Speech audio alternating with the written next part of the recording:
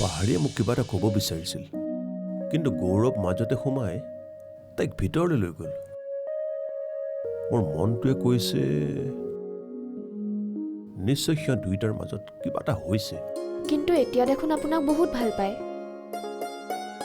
মৰমে মানুহ সলনি কৰি দিয়ে অ' জৰ্ণা। মই তাক ইমান মৰম কৰিলোঁ, শেষত সি মোক বুজি পালে। নতুনকৈ সংসাৰ পাতিছিলোঁ যেতিয়া একেলগে আগবাঢ়ি যাব পাৰিব লাগিছিল। অন্যায় কৰিছোঁ মই ৰঞ্জিতাৰ লগত। মই নিবিচাৰোঁ তয়ো সেই একেই ভুল কৰ। তাই ভালে আছেনে? একদম ভালে আছে। তাই আকৌ মন মাৰি আছিল নেকি? মন মাৰিব। আৰু আমাৰ বায়ে কি যে কথাবোৰ কৈ থকা নহয় তোমালোকে। মোৰ যে তাইলৈ হিংসাই লাগিছে জানানে মা। গৌৰৱে যি অৰ্জন কৰিছে সেয়া তন্ময়ৰ কেনেকৈ হ'ব? গৌৰৱে যি কৰিছে নিজৰ দমত কৰিছে, নিজৰ দমত। তাত কেৱল তাৰ অধিকাৰ আছে। একচুৱেলি গীত নামটো মোৰ ভাল নালাগে। সৰুতে লগৰবোৰে ছোৱালীৰ নাম বুলি জোকায়, চ' নামটো চেঞ্জ কৰি গৌৰৱ কৰিলোঁ।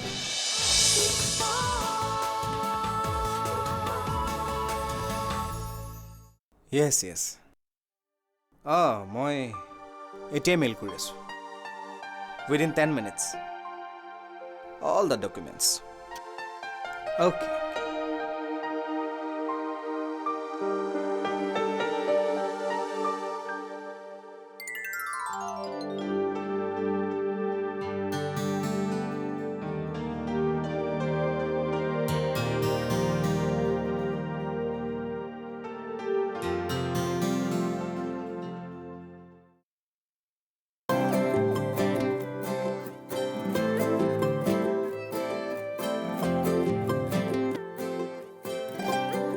আপোনাক বাৰু মই কথা এটা সোধোনে? সৰুতে বাৰু আপুনি গৰম বন্ধত মামাহঁতৰ ঘৰলৈ গৈছিল নেকি? গৈছিলোঁ।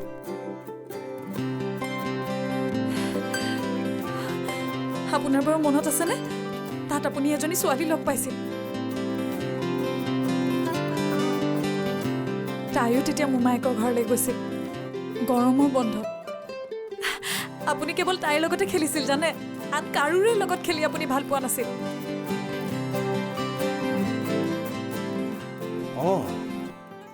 মনত পৰিছে। সেয়া আপুনি পাহৰিয়ে গৈছিলে। ইমান পুৰণা কথা কেনেকৈ মনত ৰাখোঁ?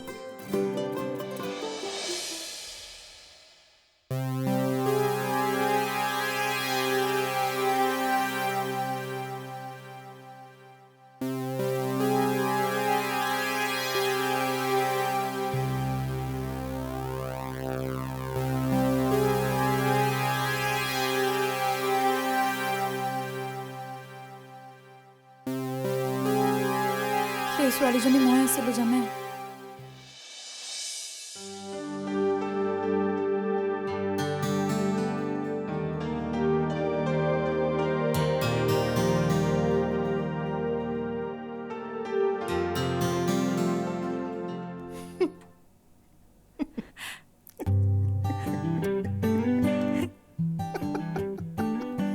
সেই বুৰ্বক ছোৱালীজনী তুমি আছিলা?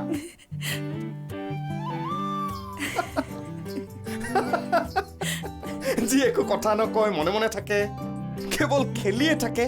মইতো প্ৰথমতে তোমাক বোবা বুলিয়ে ভাবিছিলোঁ। মই তোমাৰ লগত কিয় ফ্ৰেণ্ডশ্বিপ কৰিছিলোঁ জানা? কাৰণ মই বৰ বেছি চিঞৰ বাখৰ ভাল নাপাওঁ, আৰু তুমি মোৰ বাবে পাৰফেক্ট আছিলা।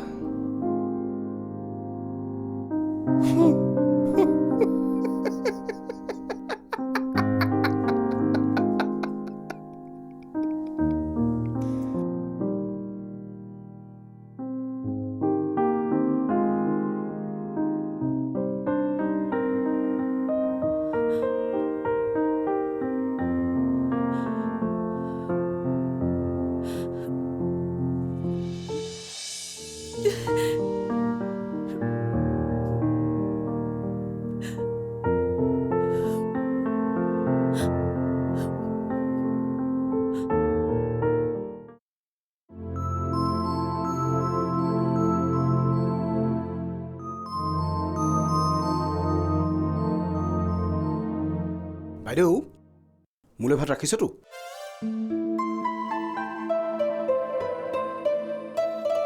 আজি আৰু নাখাওঁ দেই বুজিছ, আকৌ ভাত খাব লাগিব নহয়। তোৰ অকল খোৱাৰে চিন্তা। তোক মই ইয়ালৈ কিয় মাতিছিলোঁ?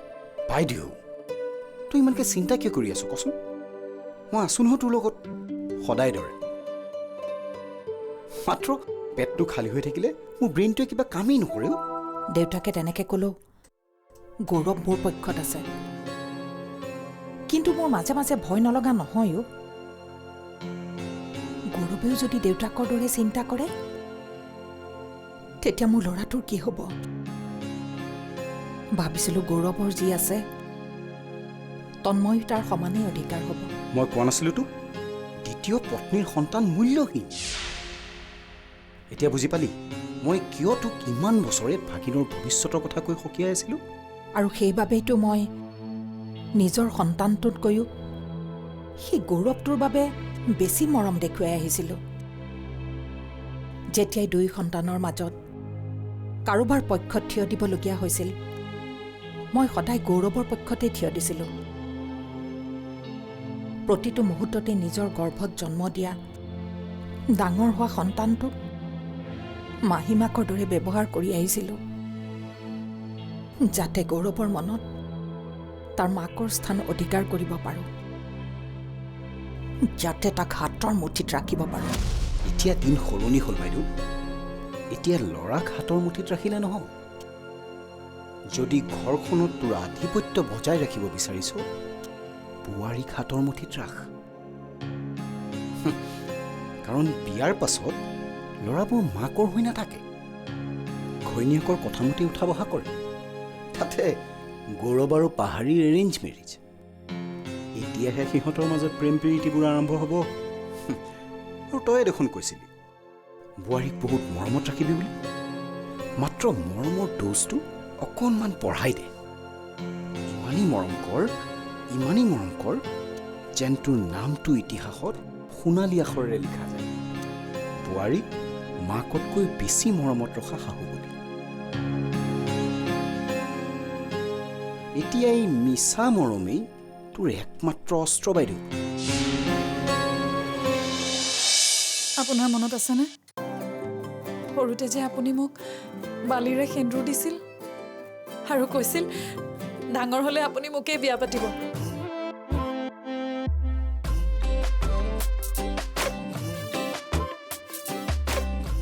চাইছে তাই আজি মোলৈ চাইছে। ৰাজু দেখিছেনে নাই?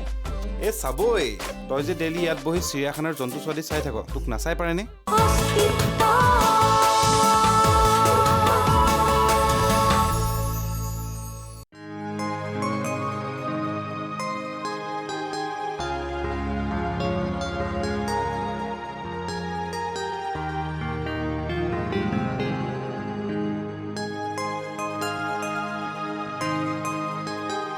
তুমি ঘৰলৈ যাম বুলি নোযোৱাৰ সিদ্ধান্ত কিয় ল'লা? আপুনি মামাহঁতৰ ঘৰলৈ যোৱা কিয় বন্ধ কৰি দিলেনো? বন্ধ কৰি দিলোঁ মানে মা ঢুকোৱাৰ পিছত তেওঁলোকৰ লগত সম্পৰ্কবোৰ কমি আহিলে। তাতে দেউতাই দ্বিতীয় বিবাহ কৰাটো তেওঁলোকে পচন্দ কৰা নাছিল। আপোনাৰ সঁচাকৈ মোলৈ এবাৰো মনত পৰা নাছিলনে?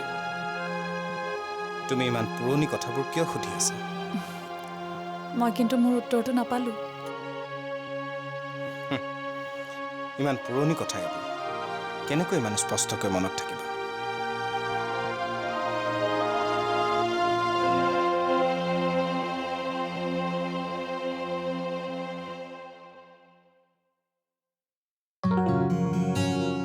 তথাপিও কেতিয়াবা কিছুমান বিশেষ মুহূৰ্ত চিৰজীৱনৰ বাবে মনত থাকি যায়, হয়নে নহয় কওকচোন? কেতিয়াবা কিছুমান কথা মনত থাকি যায় আৰু। আপোনাৰ মনত আছেনে সৰুতে যে আপুনি মোক বালিৰে সেন্দুৰ দিছিল আৰু কৈছিল ডাঙৰ হ'লে আপুনি মোকেই বিয়া পাতিব? কি হ'ল? একো নক'লে যে? মই সৰুতে তেনেকুৱাই আছিলোঁ পাহাৰী। কিমান যে ছোৱালীক ভাল লাগিছিল। ক্লাছ 10লৈকে মোটামুটি 20জনীমান ছোৱালীক মই প্ৰেমৰ প্ৰস্তাৱ দিছিলোঁ। দিয়া এতিয়া শুই থাকা। Good night.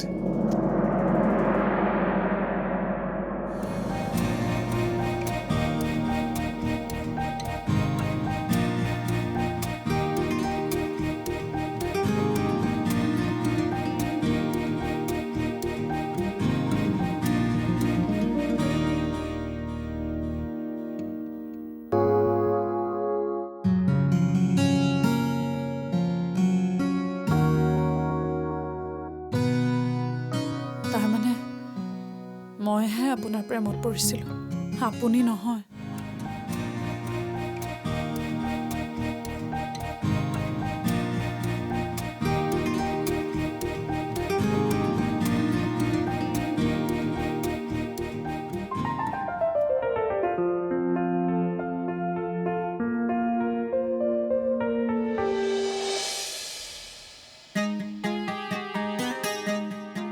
ল অলপ দে। তই আজিও কলেজ নাযাওঁ? তই যেনেকৈ সুধিছ তোৰ মানে বৰ মন আছে ন সেই বৰিং লেকচাৰবোৰ শুনিবলৈ? হেই মইতো যাবলৈ পালে ভালেই পাওঁ। পিছে আজি প্লেনিং কি? আৰে কোনদিনা আমি প্লেনিং কৰি কাম কৰিছোঁ কচোন? যি মন যায় বাপেকে তাকেই কৰিম।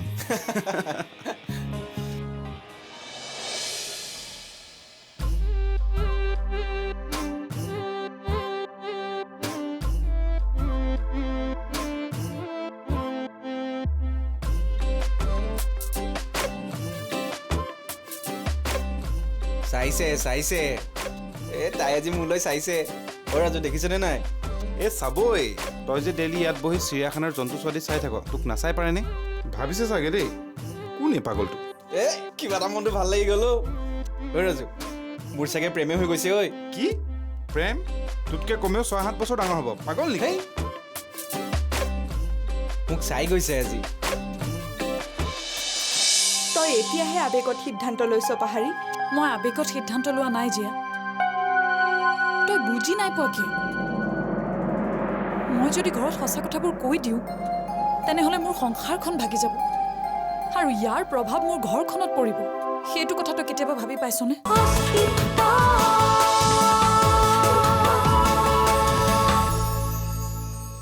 কি? অঁ জিয়া, কি ডাঙৰ চমৎকাৰ হৈ গ'ল মোৰ লগত চাচোন।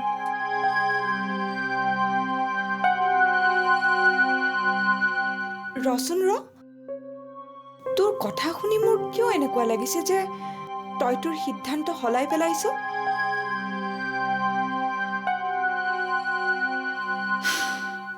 ঠিকেই কৈছ। মই আৱেগেৰে সিদ্ধান্ত লৈছিলোঁ, যিটো উচিত নাছিল।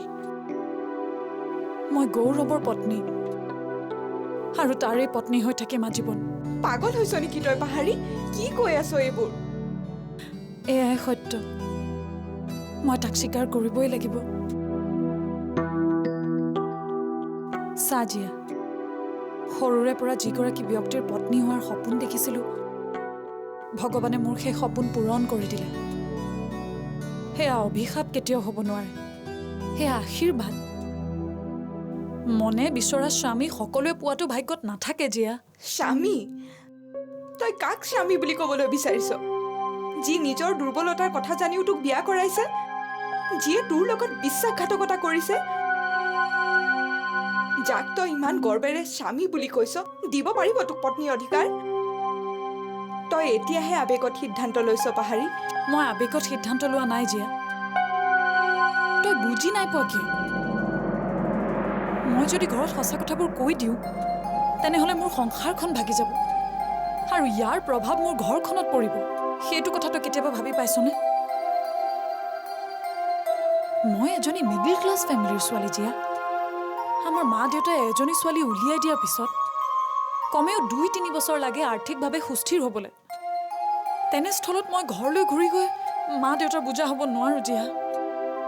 জীৱন পইচাতকৈ বেছি মূল্যৱান নহয় পাহাৰী।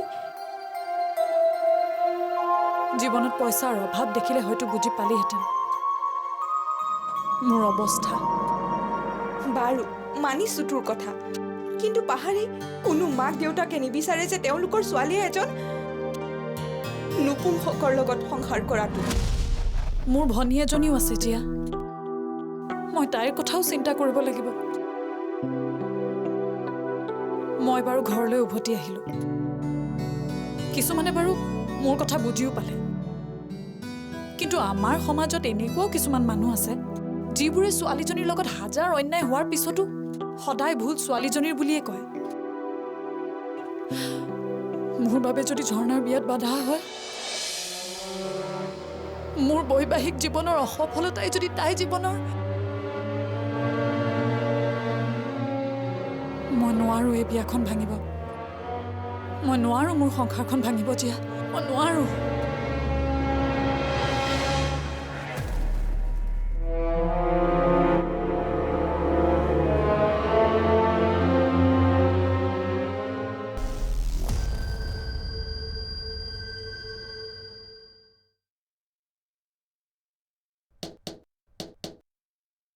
Come in.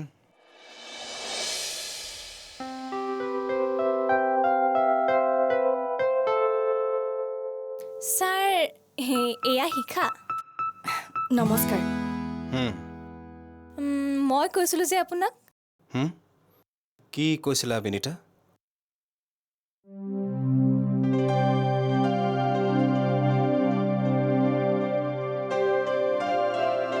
ছাৰ শিখাৰ গিৰিয়েক আমাৰ অফিচতে কাম কৰিছিল। 6 মাহ আগত ঢুকাল। নামটো ৰঞ্জন। এটা সন্তানো আছে সিহঁতৰ। মই কৈছিলোঁ, আপুনি চাগে পাহৰিলে। কি ক'বলগীয়া আছে ডিৰেক্টলি কোৱা, মই অলপ বিজি আছোঁ। যদি পাৰে তাইক আমাৰ অফিচতে কিবা এটা কামত সোমোৱাই দিব নেকি ছাৰ? মানে সন্তানটোৰ সৈতে তাই এতিয়া বৰ কষ্টৰে চলি আছে। এইটো কি চৰকাৰী অফিচ পাইছা নেকি যে গিৰিয়েক ঢুকাব আমি চাকৰি দিব লাগিব? এইটো মোৰ অফিচ হয়। ইয়াত ইমোশ্যনৰ কাম নাই, টেলেণ্ট লাগে।